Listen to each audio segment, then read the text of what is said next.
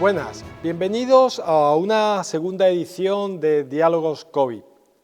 La gran acogida que tuvo entre los médicos y entre la sociedad en general de nuestra primera edición nos hizo al Colegio de Médicos ser sensible a las demandas de repetir una nueva edición de estos interesantes Diálogos COVID para de alguna forma actualizar los contenidos y las evidencias científicas que había con respecto a la materia. Ustedes bien saben, como yo, que la pandemia por COVID-19 no es un proceso cerrado, ni estable, ni estático, es todo lo contrario, es muy dinámico y a diario pone en lo alto de la mesa nuevos interrogantes. Pues eso es lo que queremos hacer desde aquí, desde la segunda edición de Diálogos COVID, desde la sede del ilustre Colegio Oficial de Médicos de Málaga. Queremos dar respuestas científicas basadas en la evidencia científica y no en opiniones, siempre dadas por los mayores expertos que tenemos en la materia, en las diferentes materias que tratamos aquí en Málaga. Queremos dar las nuevas respuestas a las nuevas preguntas. Para ello contamos hoy con un gran amigo de esta casa, pero sobre todo un gran experto en enfermedades infecciosas, un experto nacional como es el doctor Juan de Dios Colmenero. Bienvenido, doctor Juan de Dios Colmenero. Muchas gracias. Para nosotros es un placer que vuelva a esta segunda edición de Diálogos COVID.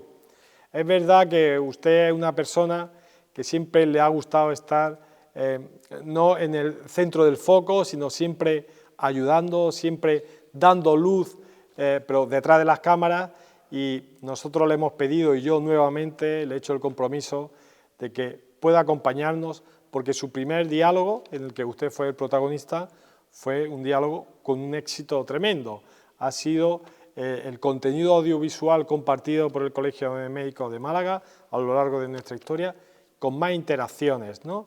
Han venido interacciones no solo de Málaga, que por supuesto, sino de todo el territorio nacional y fuera del territorio nacional, y era de justicia volver a contar con usted y hacerle el compromiso que viniera. Así que, en primer lugar, muchísimas gracias por acudir a nuestra llamada, ¿no? Yo realmente me siento abrumado por esa gentileza y realmente mi intención al aceptar esta segunda participación no es otra que reflexionar en alto, dentro del ámbito de mi competencia, de aquellas cosas que de alguna manera no quedan suficientemente claras en las notas informativas de esta pandemia.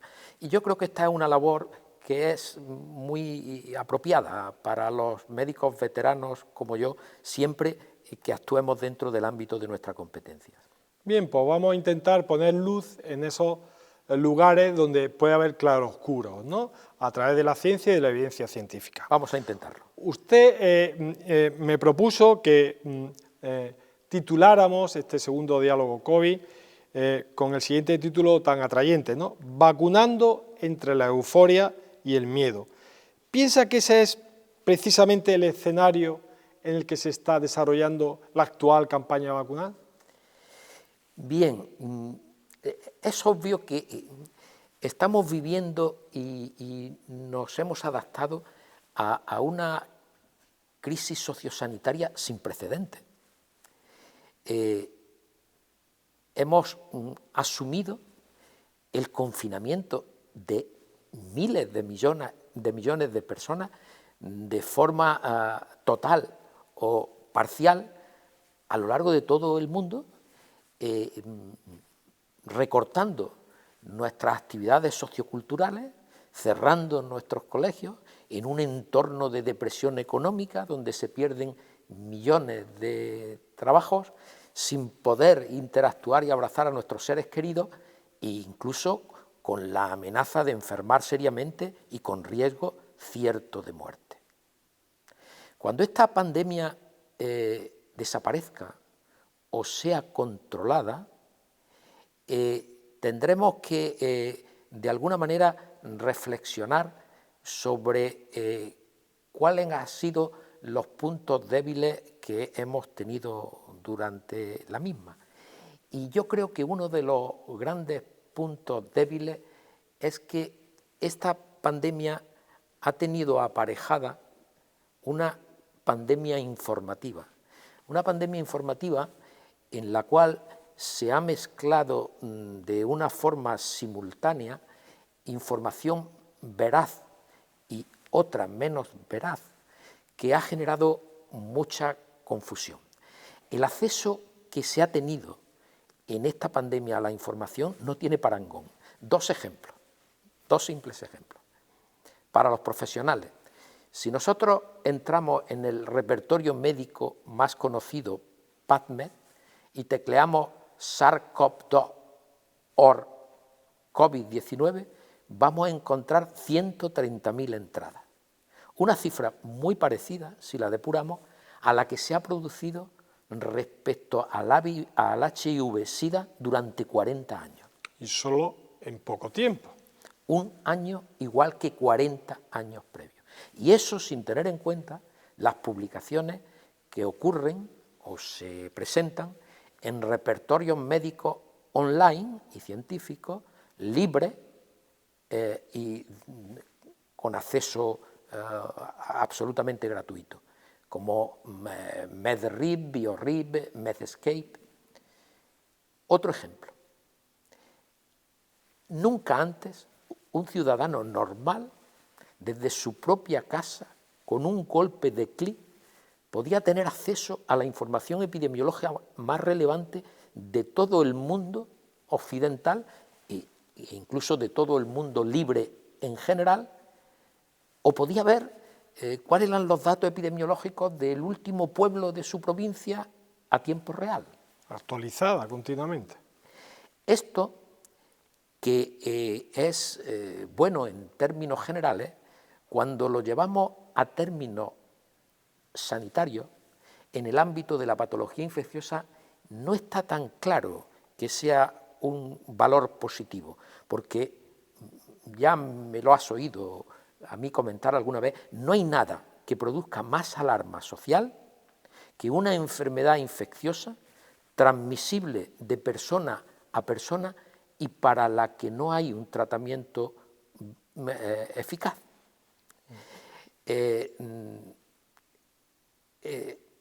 Por decirte datos muy relevantes, Elbert Thor, que es el director ejecutivo de la revista Science, publicaba el otro día en un editorial que nada como la pandemia del SARS-CoV-2 cambiará la ciencia de la comunicación. Y tendremos que preguntarnos cómo es, qué tenemos que hacer para lograr una comunicación científica eficaz a la gente.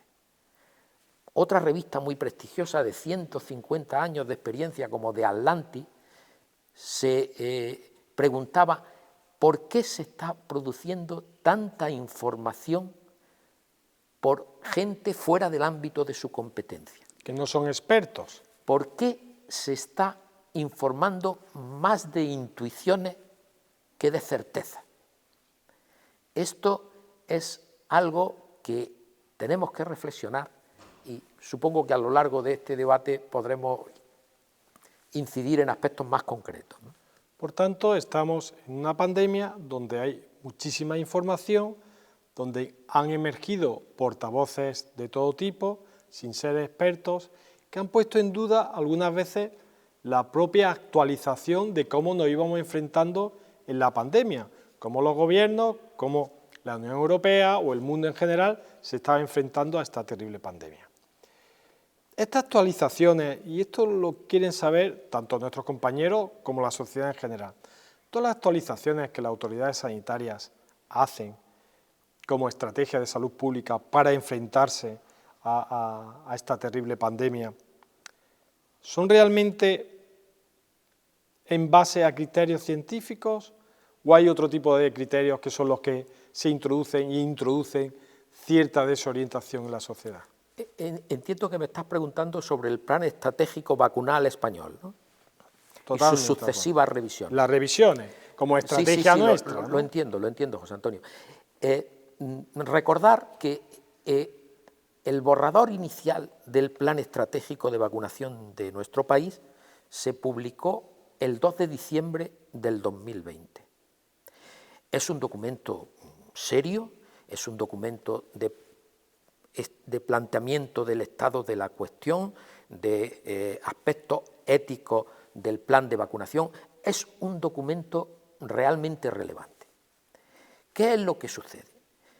Que en vez de esperar a su aplicación, rápidamente se apodera el entorno político de él y empieza a comunicarse no solo la fortaleza de las vacunas que se iban a utilizar, que todavía no estaban ni siquiera aprobadas ni publicadas en la revista científica adecuada, sino que además se describen los 13.500 puntos de vacunación que teníamos disponibles y se hacen una serie de aseveraciones sobre la planificación que no era posible hacer.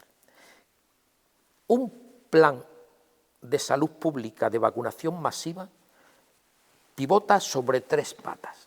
Una, la disponibilidad de las dosis vacunales necesarias. 2, la definición precisa del plan estratégico de su administración. El público objetivo. Y 3, de la colaboración y consentimiento ciudadano en base a la confianza generada. ¿Qué ha pasado? Ha pasado que ha habido que hacer sucesivos cambios porque ni la distribución era la que se esperaba. Ya Pfizer el primer mes redujo drásticamente su distribución y no quiero hablar de AstraZeneca, que de 80 millones de cifra comprometida en el primer trimestre ha administrado 30, pero es que además la logística ha sido heterogénea y de alguna manera condicionada por el suministro.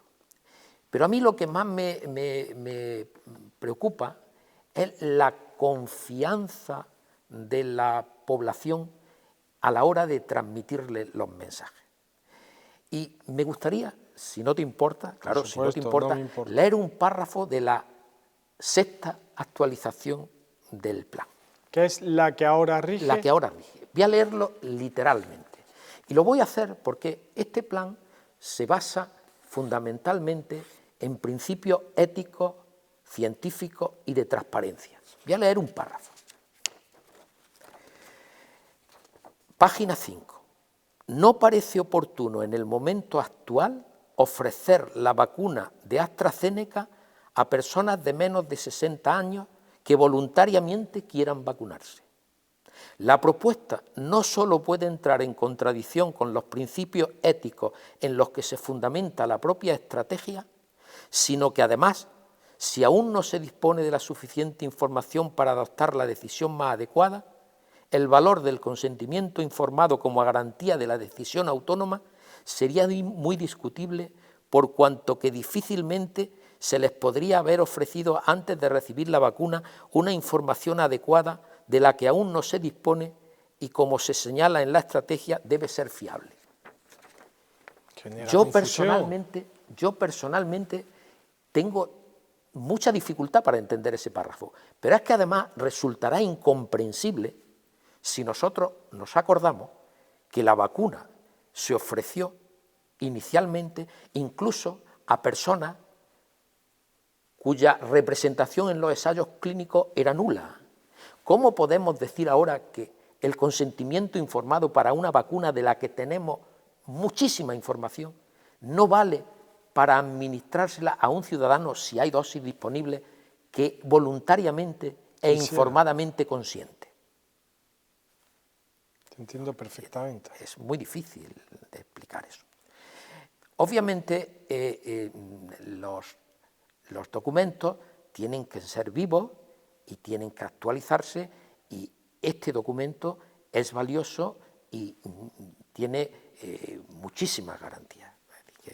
Por tanto, este tipo de estrategias tienen la gran mayoría de sus preceptos basados en evidencias científicas del momento actual, ¿no?, que se pueden ir corrigiendo dependiendo del conocimiento actualizado que vaya llegando, pero es verdad que sí había una disfunción a la hora de comunicar un escenario idílico cuando todavía ni se había comenzado, ¿no? Y sobre todo que conviene, cuando se toma una decisión que es antagónica con la previa, explicarla de una forma muy razonada, no con un párrafo farragoso que en manos de no expertos es absolutamente incomprensible. Por tanto, seguro que entiendo que cuando vean este diálogo COVID, algún responsable político, incluso en el Consejo Interterritorial, lo haga ver que, como un documento vivo, se pueda ir avanzando en clarificar estos Y conceptos. no está mal criticar un documento público cuando se hace de forma digna y transparente. Por supuesto. Esa también es nuestra función. Vamos un poco a acercarnos un poco más a lo tangible, ¿no? Hemos hablado de estrategias globales, vamos a hablar ya de vacunas concretas en las que están inmersos en el proceso ahora mismo de vacunación, sobre dos vacunas concretas, ¿no? Que es la conocida de AstraZeneca y la menos conocida, porque lleva menos tiempo con nosotros, de Janssen, ¿no? Dígale a nuestros espectadores cuáles son las grandes diferencias entre estas dos vacunas. Bueno, diferencia importante solo existe una, que mientras la vacuna de AstraZeneca es una vacuna que se administra en 2 dosis, la vacuna de Janssen Johnson Johnson es una vacuna que se administra en 1 dosis. Pero ambas vacunas son unas vacunas de vector, utilizan un vector adenoviral, la de AstraZeneca de chimpancé y la de Janssen humano, que vehiculiza la información que queremos transmitir a la célula para que produzca la proteína S del coronavirus. Si lo que me pregunta o tienes interés en lo que entre es de los efectos adversos y lo que esto ha significado, podemos reflexionar lo siguiente y llegaremos siempre al mismo punto: problema de comunicación inadecuada. ¿Cuál ha sido el gran problema relacionado con la vacuna de AstraZeneca? Pues que se detectaron de forma ya en fase 4 efectos adversos que no se habían detectado en los ensayos clínicos. Y esto es posible, absolutamente posible. Los efectos adversos de los fármacos se dividen en 2 grandes grupos. Los efectos adversos derivados o se tabulan de 2 maneras: los efectos por su gravedad y por su frecuencia. La frecuencia de los efectos adversos puede ser muy frecuente, un caso entre 10, frecuente, un caso entre 100, infrecuente, 1 o más casos entre 1000, raro, 1 o entre más casos entre 10.000 y muy raro, menos de un caso entre 10.000. Pero claro, los ensayos clínicos que se han hecho con el coronavirus han tenido un tamaño muestral entre 12 y 24.000 casos. Un caso con una incidencia inferior a unos 100.000 no era detectable. Claro. Cuando se detectaron los primeros problemas trombóticos, se generó una alarma espectacular. ¿Qué es un trombo? Un trombo es la obstrucción de un vaso del organismo, sea arterial o sea venoso.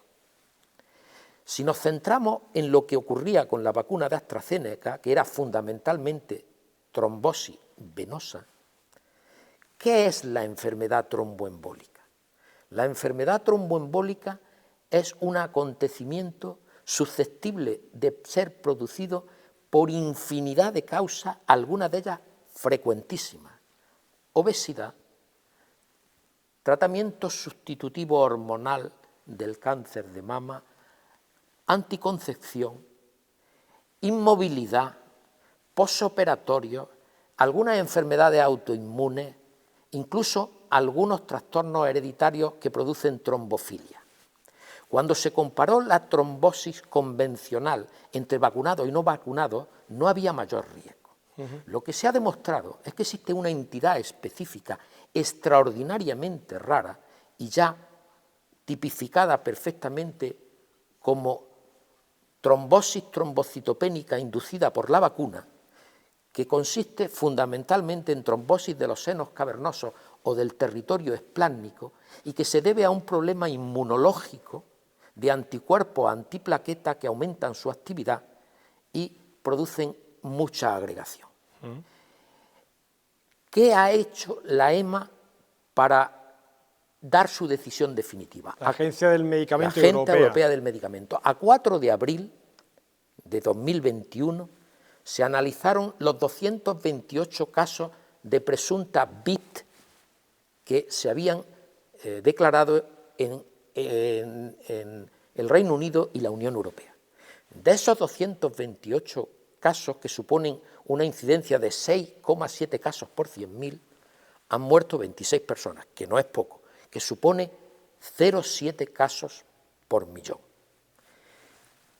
¿Qué es lo que ha ocurrido? Pues que esta información ha sido transmitida de una forma poco rigurosa desde el punto de vista comunicativo, porque ¿se le puede achacar a la gente que haya sentido miedo con esto? No, no, porque no es lo mismo tener un efecto adverso por un fármaco que estás tomando cuando estás enfermo, claro, que por unos efectos adversos de algo que se toma como profilaxis de algo que puede para prevenir o no puede ocurrir. Y esto está perfectamente estudiado sociológicamente. Los humanos tenemos una tendencia a exacerbar nuestra preocupación por eventos desconocidos, nuevos, involuntarios y catastróficos, y a minimizar los riesgos de eventos familiares conocidos y frecuentes. Y que son a lo mejor muchísimo más relevantes. ¿Qué sucede? Pues sucede que hay que buscar de alguna manera que la información sobre cosas tan sensibles sea transmitida por personas muy habituadas a transmitir conocimiento científico. Eso es importantísimo. Por tanto, el mensaje que podemos lanzar a la población es que la vacuna de AstraZeneca y la vacuna de Janssen, utilizando el mismo mecanismo de acción, son vacunas seguras y que están continuamente siendo testadas, y por tanto cuando se induce a que se administren en grupos específicos de población, se hace con criterios científicos. Sin duda. El problema es que no está exento de un pequeño riesgo, y lo está también la de Janssen, que actúa muy parecida, ciertamente. De Janssen, tras 7 millones de vacunas aplicadas en Estados Unidos, ha habido 8 casos de VIP con una mortalidad del 20%. De manera que ambas vacunas tienen un riesgo que ya está razonablemente estudiado por qué ocurre, y en todos los hospitales serios del país, incluidos los 2 de nuestra ciudad, existe un protocolo de actuación ante un caso sospechoso de VIP. Perfecto. VIP, para el que no lo sepa, es la entidad a la que ha hecho referencia usted. Trombosis trombocitopénica inducida por la vacuna. Ese Perfecto. Es el acrónimo. Sigamos avanzando. Muchos ciudadanos, incluso profesionales, dicen: bueno, estamos poniendo las vacunas que tenemos actualmente, pero hay más vacunas en el mundo. ¿Por qué no las integramos en nuestra actual campaña de vacunación? Volvemos al tema de siempre. La política introduciéndose en el mundo científico y utilizando la información de una forma poco rigurosa.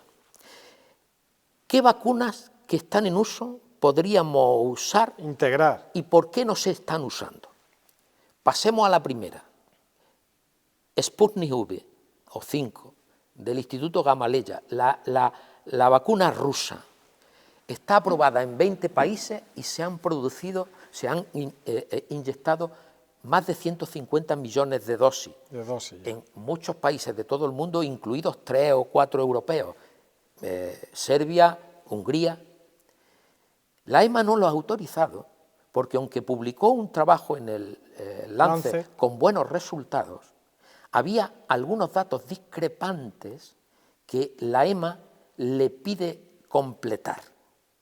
Y como el seguimiento era excesivamente corto y le pedían más estudios, resultados de más seguimiento, esos resultados no han sido administrados. Y la vacuna no ha sido aprobada por este motivo, porque no había la información suficiente. Y el Instituto Gamaleya no se la suministra a la EMA. Un dato sorprendente: si un país productor como Rusia, que es capaz de distribuir la vacuna a medio mundo, que se la está pidiendo, incluso está dispuesto a venderla a la Unión Europea, ¿por qué tiene solo el 12,5% de su población vacunada? Ellos mismos. Claro, esto hace pensar a las autoridades sanitarias de que es necesario que nos den más información. Vacunas chinas, Sinovac, que se ha puesto en Chile, se ha puesto en Brasil, se ha puesto en Argentina, ¿por qué no está aprobada aquí? No está aprobada aquí porque no solo no han publicado sus resultados de fase 3, sino porque no han dado sus datos y porque la eficacia que se le presumía ya la han reducido los mismos productores al 60%.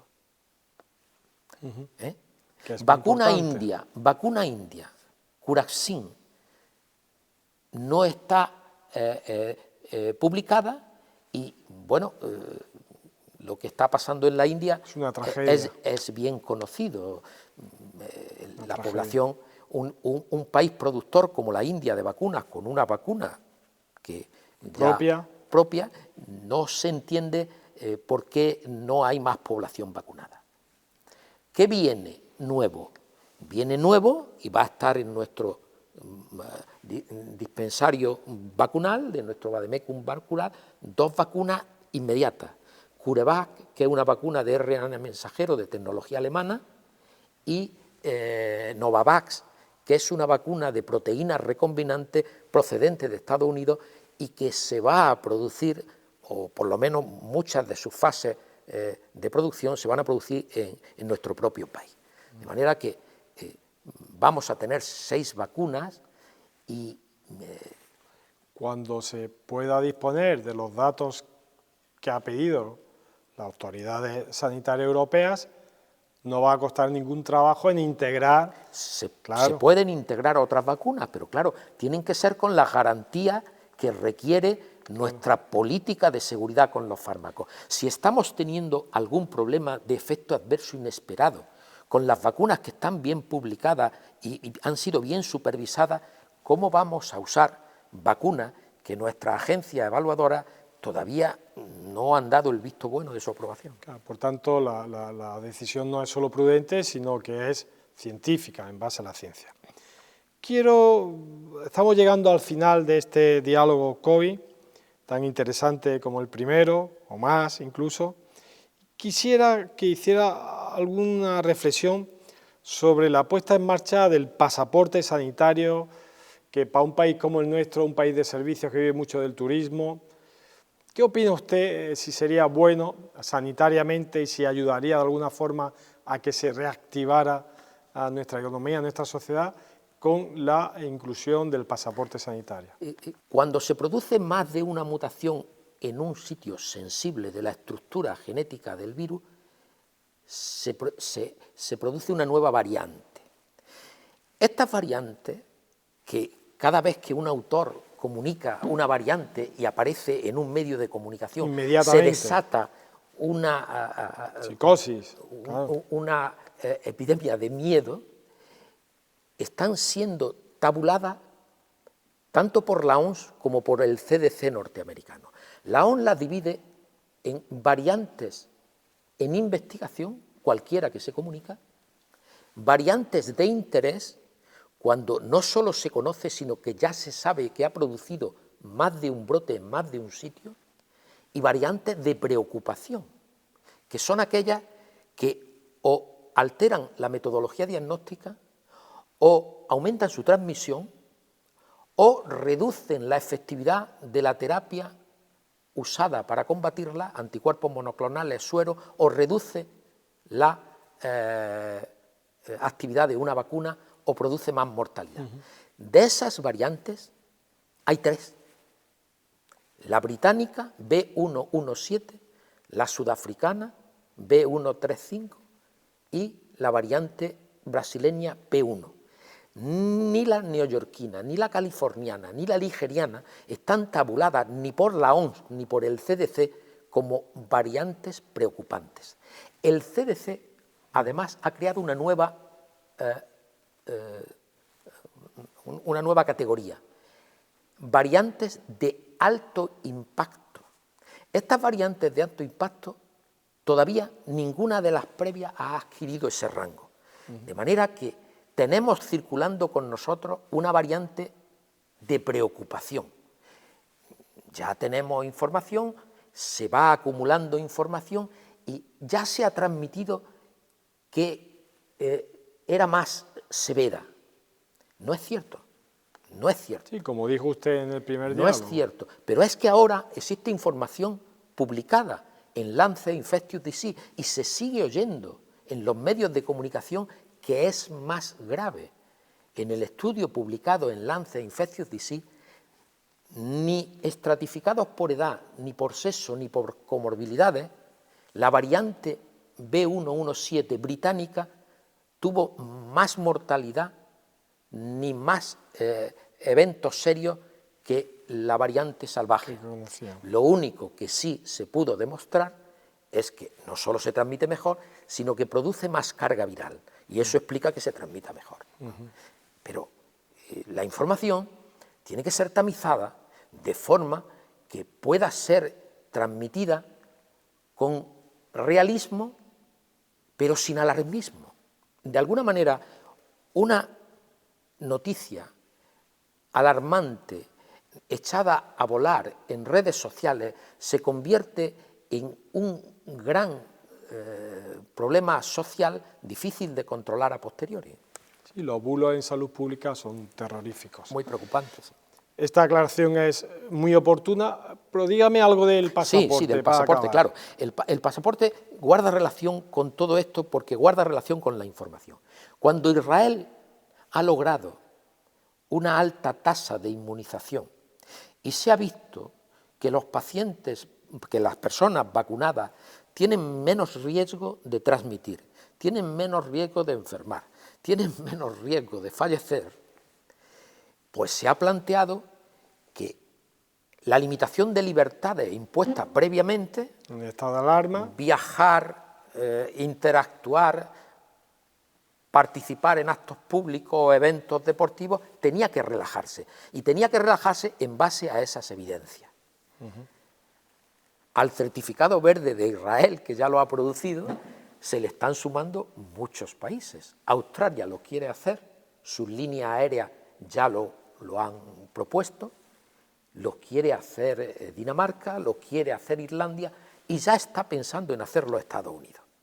Ante este gran estado de opinión de hacer un certificado vacunal, la Unión Europea ha ido un poco más allá y el Parlamento y la Comisión han propuesto hacer un certificado verde de la Unión Europea que reflejaría el estado no solo de vacunado, sino también de una PCR negativa en ese momento o el haber superado la enfermedad. Pero ese certificado, que quieren tenerlo en junio, requiere la aprobación de los 27 países miembros y tiene que garantizar que su rastreo y su intercambiabilidad y su garantía de protección de datos es suficiente. Claro, y es homologable entre países. Homologable entre países. ¿Por qué hay personas que rechazan este certificado? Pues hay personas que rechazan este certificado y organismos tan importantes como la OMS porque no parece equitativo que los países más favorecidos puedan disponer de esta herramienta de movilidad y de socialización y no lo puedan tener los países poco favorecidos que no disponen de esa vacuna. Pero es que además los negacionistas de este tema aducen que la protección de la vacuna todavía no es conocida en su espacio temporal, ni siquiera que los asintomáticos vacunados no puedan transmitir. De manera que hay personas y instituciones que tienen dudas razonables de que esto sea así. ¿Cómo se podría avanzar? Se podría avanzar, de alguna manera, garantizando que todas las personas van a tener en un tiempo X acceso a la vacuna, y el que no tenga acceso, el sistema sanitario público, los estados, garantizarán una PCR sin cargo cuando quieran moverse. Que sea gratuita. Muy bien, yo creo que ese va a ser el camino y la experiencia israelí va a ser importantísima, ¿no? Sin duda, sin duda. Bueno, ya estamos fuera de tiempo y ya solo me resta una pregunta, ¿no? ¿Cómo ve el futuro, doctor Colmenero? ¿Estamos acabando, estamos en la primavera? ¿Cómo ve usted el futuro? Yo el futuro siempre lo veo favorablemente. Yo soy de natural algo optimista, o optimista informado, ¿no? En nuestro entorno, yo creo que a medida que progrese la vacunación, Ondas va a seguir existiendo, pero serán cada vez más leves, como ya ha pasado con la de la Semana Santa. Más leves, con menos mortalidad y afortunadamente poniendo en menos estrés al sistema sanitario público, porque tenemos herramientas de diagnóstico, porque tenemos un sistema sanitario más preparado. ¿Cuál es el problema a medio-largo plazo? Pues el problema es preocupante porque vivimos en un mundo global y de nada les sirve a los israelíes estar todos vacunados si no están los jordanos, los sirios, claro, los egipcios, claro. Y lo mismo nos pasará a nosotros. No le podemos poner barreras al campo, ni al monte, ni a los estados. De manera que o hacemos un intento de solidaridad con los más desfavorecidos y a través del programa COVAX ponemos a su disposición vacunas y después todas las herramientas de trasiego de población adecuadas, o cabe la posibilidad de que en los entornos desfavorecidos donde el virus circula terminen apareciendo variantes que nos den trabajo. Bueno, pues nos quedamos con ese mensaje esperanzador que siempre nos gusta tener en estos diálogos COVID, de esta estrategia global de humanidad con todos los más desfavorecidos también, para que nadie quede atrás en este tema de la pandemia, de enfrentarnos a ella. Y solo me resta darle las gracias. Sé el trabajo que tiene todo este tipo de entrevistas, de actualización, el estudio juicioso que usted hace. Muchísimas gracias por venir. Gracias a vosotros. Lamento que el tiempo no haya permitido que hablemos del famoso 70% de la inmunidad de grupo, pero quizás en otra ocasión tendremos oportunidad. Seguro que tendremos más ocasiones. Sí. Y a ustedes darles las gracias, emplazarlos también a la semana siguiente, un nuevo diálogo COVID, y muchísimas gracias por su confianza.